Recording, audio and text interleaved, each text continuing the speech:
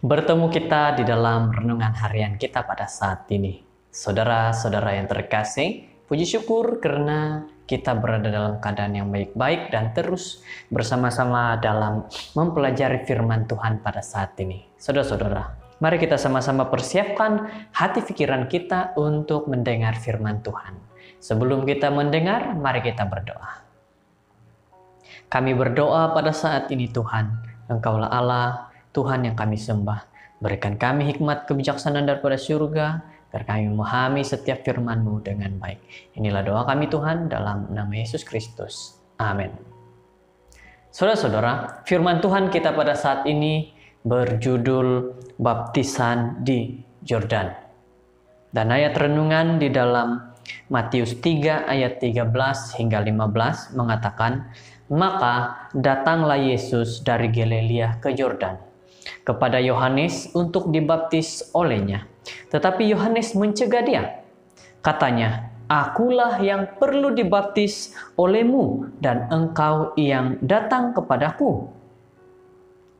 Lalu Yesus menjawab, katanya kepadanya, biarlah hal itu terjadi, karena demikianlah sepatutnya kita menggenapkannya seluruh kehendak Allah. Dan Yohanes pun menurutinya. Saudara-saudara, peristiwa penting seterusnya dalam kehidupan Yesus setelah keluarannya dari Mesir ialah baptisannya di sungai Yordan oleh Yohanes. Apabila Yohanes membantah untuk membaptiskan dia, Yesus memberitahu kepada nabi padang gurun itu adalah wajar untuk menggenapkan seluruh kehendak Allah. Jadi boleh dikatakan Yesus tidak hanya menunjukkan cara di mana semua hati yang telah diubah harus dilakukan untuk menjadi sebahagian daripada kerajaannya. Dia juga mengikuti jalan yang sama yang Israel telah lalui dalam perjalanan mereka menuju ke tanah yang dijanjikan.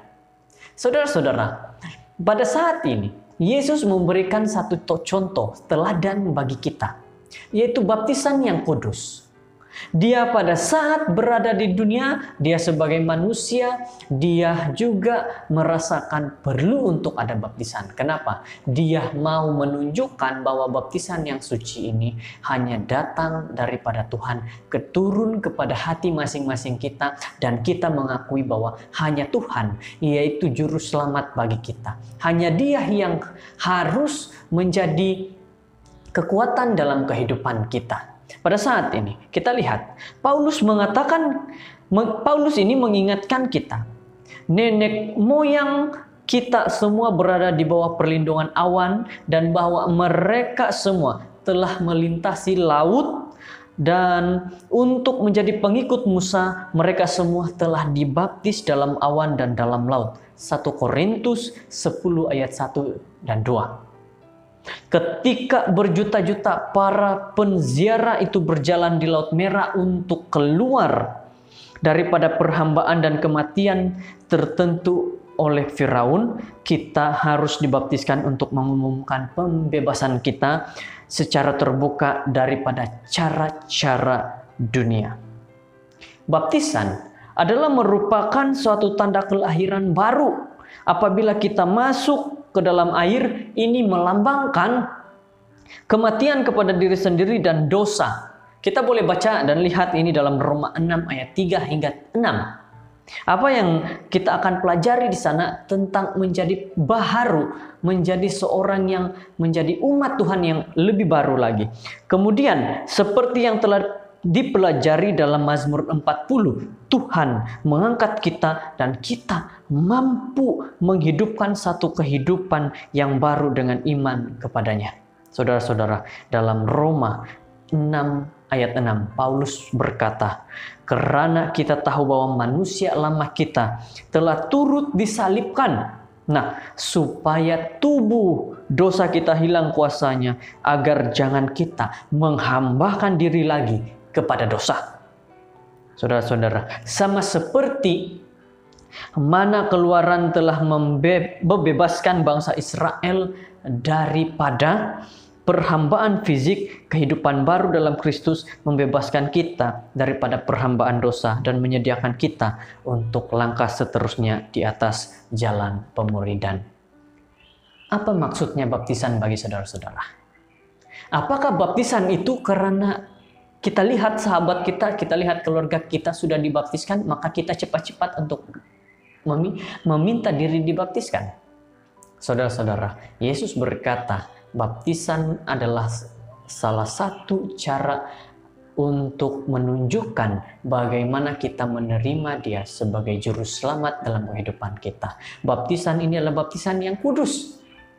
Bukan sembarang-sembarang kita ingin untuk membaptiskan diri. Apabila kita sudah bersedia, kita memahami firman Tuhan, kita memahami arti baptisan itu, kita memahami kenapa Tuhan harus disembah, kenapa Tuhan harus ditinggikan, maka itulah kenapa kita perlu membaptiskan diri. Karena kita sudah bersedia menjadi orang baru di dalam Tuhan, dan kita bersedia untuk menjadi pelayan Tuhan dimanapun kita berada. Baptisan adalah baptisan yang kudus, bukan hanya baptisan yang sembarangan saja. Saudara-saudara yang terkasih, semoga kita pada saat ini, firman Tuhan ini mengingatkan kepada kita janji-janji baptisan kita yang sudah kita angkat tangan dan berkata iya, iya, dan iya.